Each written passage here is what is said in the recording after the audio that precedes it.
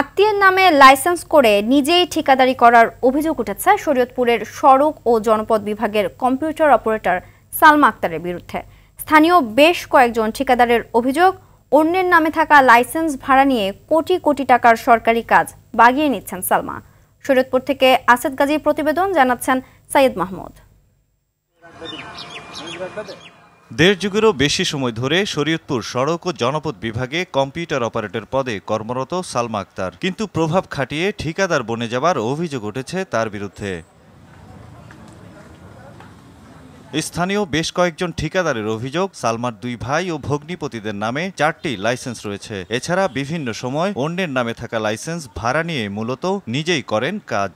একমাত্র সালমা ম্যাডামই এর কাজ সার্জি করে তার দালাল বাহিনী নিয়ে এই কাজগুলো, এই টাকাগুলো সে আত্মসাৎ করছে। একজন কম্পিউটার ম্যান, তার এত ক্ষমতা কোথা থেকে আসে? শরীয়তপুরে সে যে অফিসে বসে, সেই অফিসটা সে সরকারি অফিস না মনে করে তার নিজস্ব ব্যক্তিগত ব্যবসায়িক অফিস হিসাবে গড়ে তুলেছে। যে সে নিজেই ঠিকাদার, সমস্ত টেন্ডার সে নিজের আত্মীয় স্বজনের নামে, ভাতিজা, ভাই এবং ভগ্নিপতির নামে লাইসেন্সগুলো তার আত্মীয় স্বজনকে দেয় এবং বড় কাজগুলো সে লাইসেন্স ভাড়া করে আয় না, সেই কাজগুলো বেশি দামে বিক্রি করে।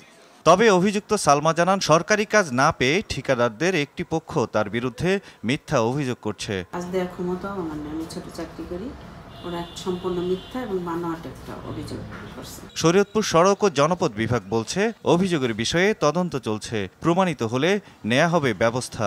চিফ ইঞ্জিনিয়ার স্যারের অফিস থেকে 1 সদস্য বিশিষ্ট একটি তদন্ত কমিটি গঠন করা হয়েছে। তদন্ত শেষ হয়ে খুব দ্রুততম সময়ের মধ্যেই রিপোর্ট দেওয়া হবে এবং আমাদের ঊর্ধ্বতন কর্তৃপক্ষ সে অনুযায়ী ব্যবস্থা গ্রহণ করবে। সাইয়েদ মাহমুদ, RTV।